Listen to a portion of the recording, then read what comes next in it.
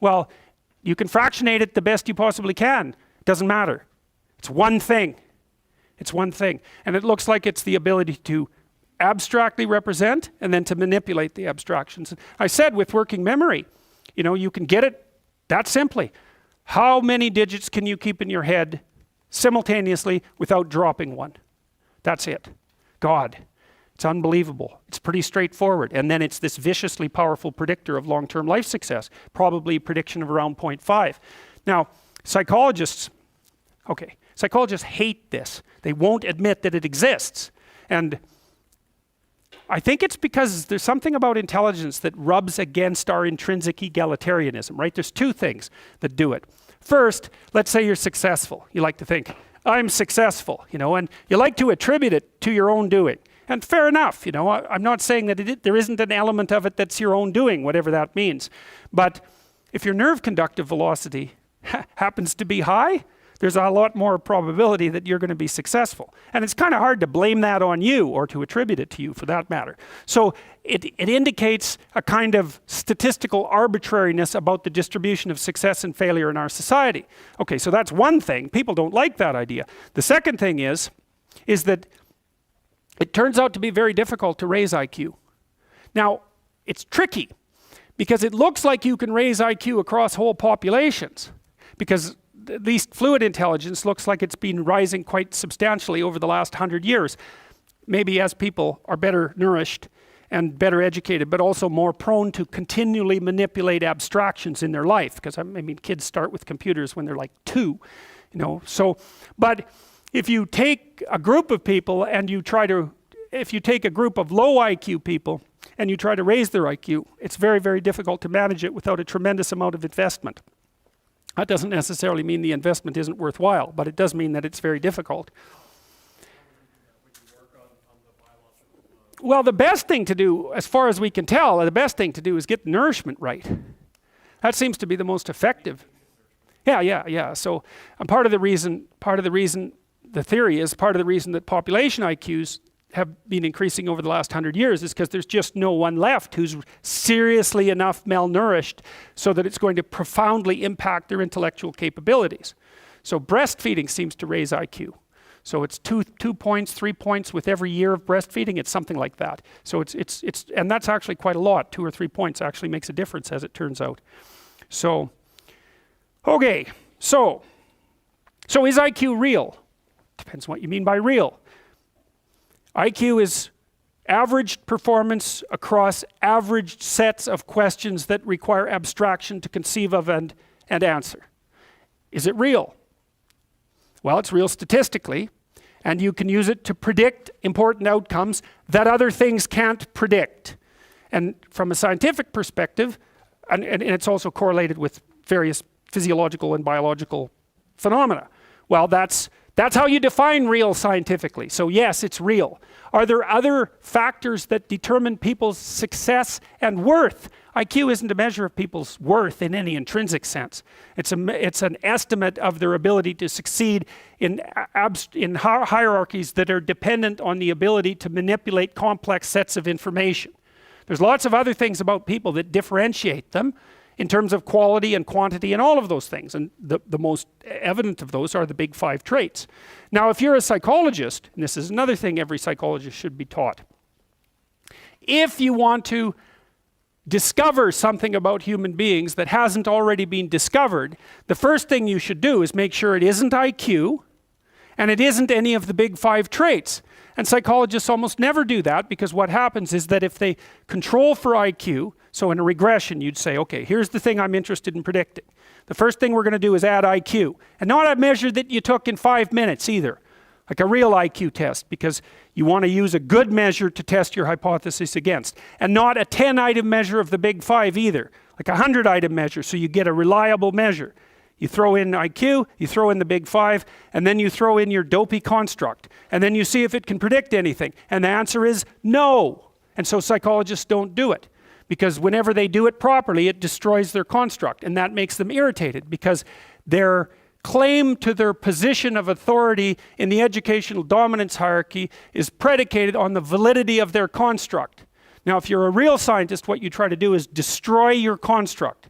You think, okay, it looks like this is real. Then you think, it's probably not. And I don't want to spend the next 10 years chasing a ghost and a chimera. So I'm going to try to destroy the damn thing. So you say, well, we'll match it up against a good measure of IQ and a comprehensive big 5. And it still survives. We'll do a couple of replications to make sure that we can't kill it any other way. And maybe we'll do the statistics 3 or 4 different ways to make sure that the thing just doesn't disappear when you use a different statistical procedure. And people don't do that. And that's why the replication rate, even among well-established psychological findings, so to speak, ones that have been highly cited, is extraordinarily low. And if you talk to psychologists, they'll wave their hands and they'll say, well, I don't really believe in IQ. It's like, okay, you know, we're not talking about, what do you call those? What did the Ghostbusters hunt down? We're not talking about paranormal phenomena. They're not things you get to believe in or not, right? There are rules for defining what constitutes something that's real from a scientific perspective and a psychometric perspective. So you don't get to say, well, I'll apply one definition of reality because I don't like IQ, and then I'll use the same definition to justify my own constructs. Like, sorry, that isn't how it works. You can do that. If you're a postmodernist, you can do that. But if you're a person who actually thinks scientifically, you don't get to play that game. So, now, you know, part of the reason that we need to know about these sorts of things, let's see, how are we doing for time here? Oh yeah, we're doing good. I think we need to know these things partly because they have policy implications. First of all, you need to know them for your own life, because you got to know that there are differences in intelligence. It's really important. If you go into a job and you're not smart enough for that job, you're going to have one bloody miserable time. And you're going to make life wretched for the people around you because you won't be able to handle the position. And as you climb hierarchies of competence, the demand on fluid intelligence increases.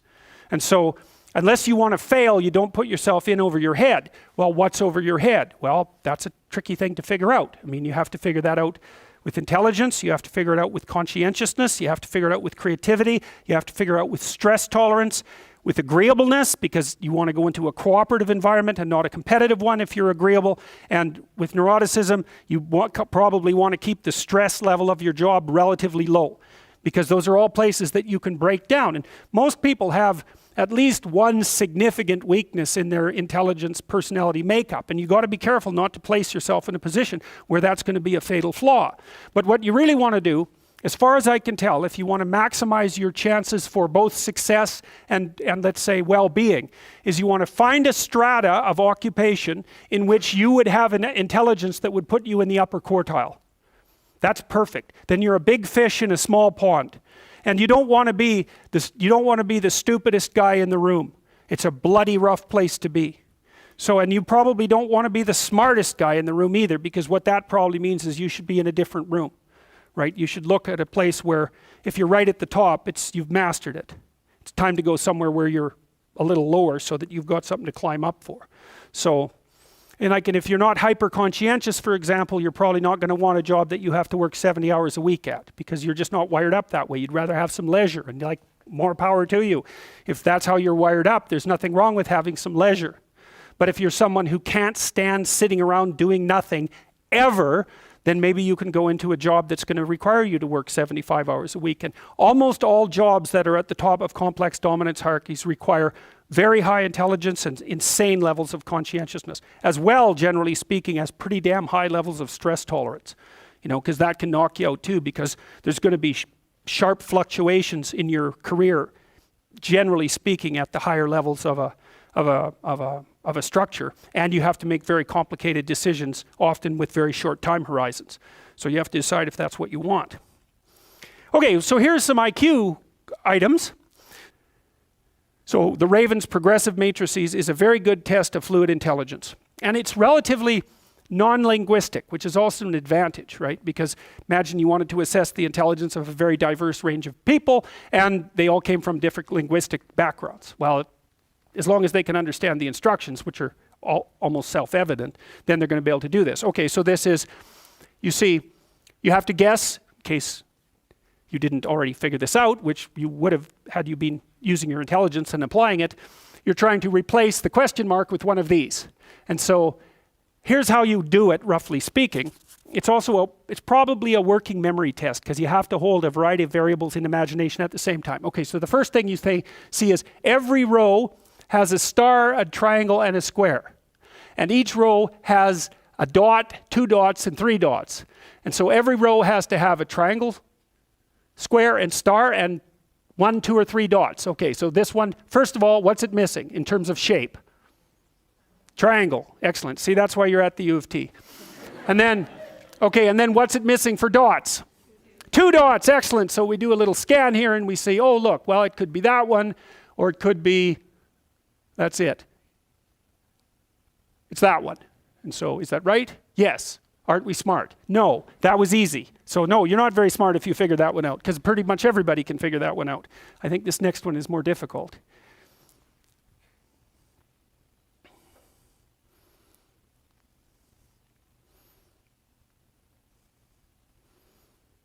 Okay, so in the first row you see that there's 2 objects, each are different color, and they move together, right? They join. That one, they're separate there, they join, they're together. They're separate there, and they join there. So this one should be halfway in between those 2. And the other thing that happens is, let's see, this item actually might be incorrectly represented because the blue should be on the other side. Whatever. What's that? 3. Yes. Did they flip?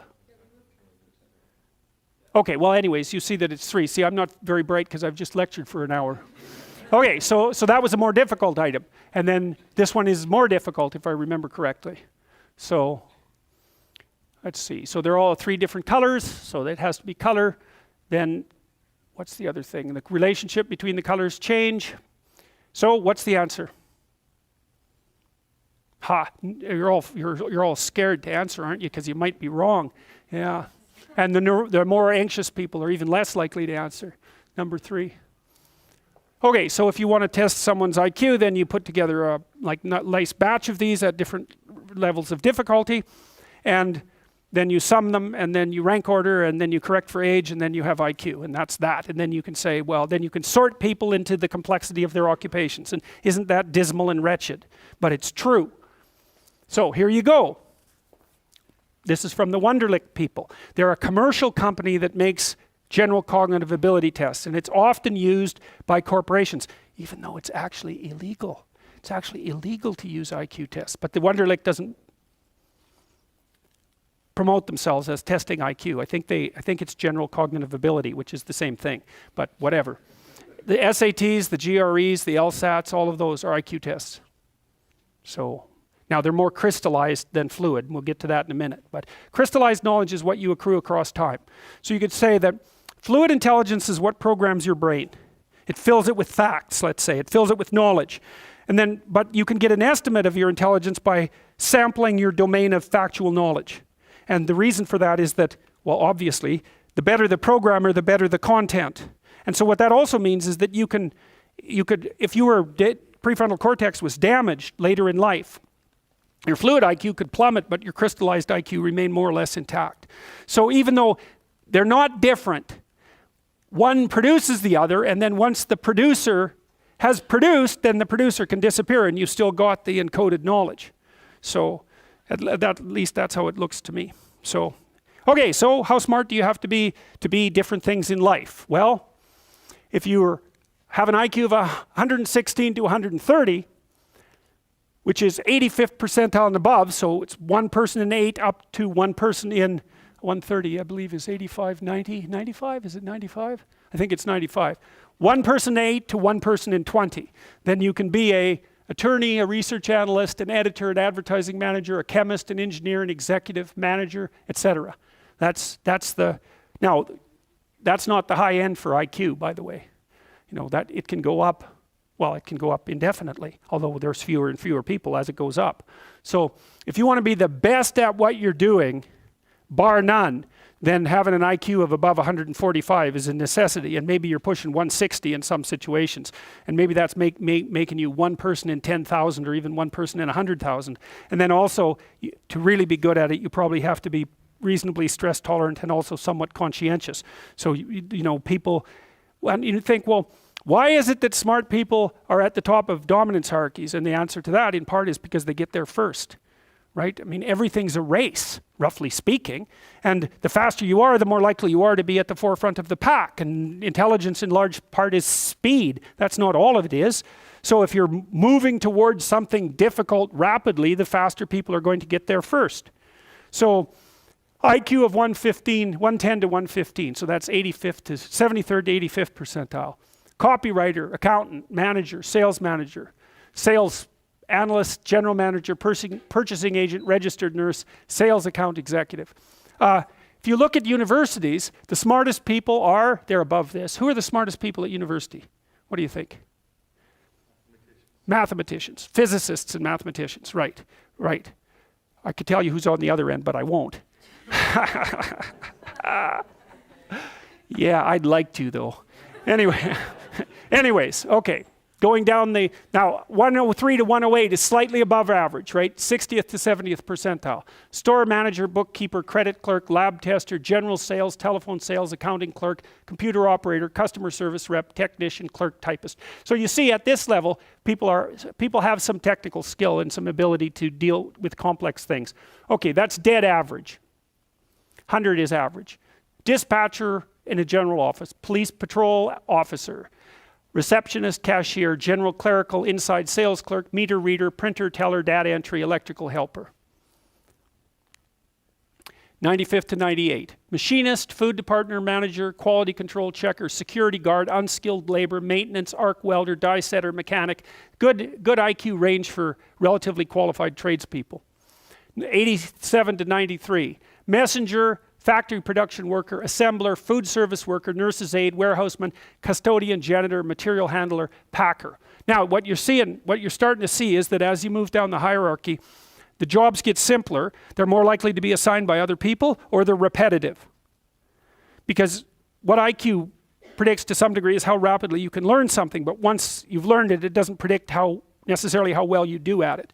And so the more repetitive jobs people with lower IQs are more suited to more repetitive jobs. Under 87, is there something? Well, no. Right. That's a big problem. And it's something our society has not addressed at all. Jobs for people with IQs of less than 85 are very, very rare. So what the hell are those people supposed to do? It's 15% of the population. What are they supposed to do? Well, we better figure it out, because one of the things that's happening too is that as the high IQ tech geeks get a hold of the world, the demand for cognitive power is increasing, not decreasing, right? You want to be a teller? Well, those checkout machines, they're not so simple. You want to work at McDonald's? You think that's a simple job? You don't see robots working at McDonald's. And the reason for that is that what McDonald's workers do is too complex for robots to do. So this is a discussion that no one wants to have, but that's okay.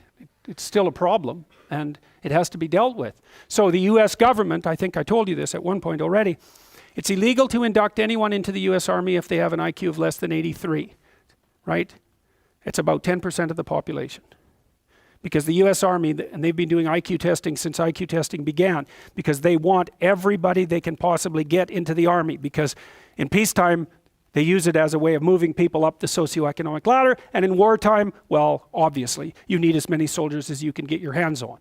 And so you're not going to be any pickier than you have to be. So when the US Army says it's illegal to induct anybody into the armed forces if they have an IQ of less than 83, then you know that they've done it for absolute necessity. Right? And when people have made a finding that contradicts what they want to hear, and they're doing it out of absolute necessity, you can be reasonably true that it's one of those facts that just won't bloody well go away. And so you might think, well, if there's nothing for someone with an IQ of less than 83 to do in the Army, what makes you think that there's something that they can do in the general population? And then the issue is, because the conservatives will say, well, they should just work harder. It's like, sorry, that ain't going to fly. And the liberals will say, well, there's no difference between people anyhow, and you can just train people to do everything. And that's wrong. So they're both wrong, and they're seriously wrong. And the fact that neither side of the political perspective will take a good, cold, hard look at this problem means that we're going to increasingly have a structural problem in our societies, because we're complexifying everything so rapidly that you can't find employment unless increasingly, unless you're intelligent. You guys are really going to face this, you know. Lawyers are disappearing like mad. And the reason for that is, you can look it up online. Increasingly, you can do things yourself if you're smart. And so, like, the working class people have been wiped out pretty nicely over the last 30 years by automation and various other things. It's the low end of the white collar class that's coming up next. So I'm not saying that lawyers are in the low end, but low end lawyers are in the low end of the white collar class. So there's still going to be plenty of positions for people who are creative and fast on their feet and super smart. In fact, those people are going to have all the money, and that's already happening to a great degree. You know, because if you're smart and you can use a computer, you're so smart it's just absolutely unbelievable, right? And if you can't use a computer, and lots of people, and I don't mean, you know, you can open Word. That isn't what I mean. I mean, maybe I mean you can program, and if you can't program, well, you're right at the next end. So if you haven't got that with you, you're going to be left behind. What's going to happen then when that happens, when you have... Oh, a lot of them will take Demerol. That's what's happening in the United States. Yeah, it's an opiate. Yeah, so there's a massive drug problem emerging in... Under 83 or whatever, yeah. it's about 15% of the population. Yeah, no, I'm telling you, that is what's happening. There. It seems like that percent of the population is going to increase. Yes. Drugs. Yeah, drugs of abuse. The population falling out of society. Well, what is happening to a large degree is people drop out of the employment race. They get very depressed. They develop chronic pain problems, especially if they're men, because chronic pain and depression are very much the same thing. And then they subsist on opiates, which are subsidized by Medicaid in the US. I'm not kidding about this. This is exactly what's happening. What else is going to happen to people for whom there's nothing to do? They have a terrible time, especially if they're conscientious. That's a good question. You know, the AI guys are pushing hard on this. Hey, what's the biggest employment category? Driver. Think about it. What's Tesla doing? What are all the AI guys working on as fast as they possibly can? Driverless cars. No problem, except that's the biggest employment category for men. So what are those guys going to do? Yeah, they're going to sit home and, you know, be miserable with their wives and take opiates because they have chronic pain problems. Right, nasty. And you might think, well, could they think up something else to do? Well, if you have an IQ of 83 or less, you're not going to be doing a lot of thinking about something else to do. You know, that isn't how it works, because you're more of a, you're an act person, not a thinking person, roughly speaking. You know, and so if you have a task at hand, especially if you're conscientious, you can diligently go about it. But, you know, I've tried to train people with IQs of 80 and less to do what I would consider tasks that one of you could learn to do in 10 minutes and never make a mistake again. And it's like tens of hours with bare minimum mastery of the tasks. So, yeah, it's an ugly situation, no doubt about it.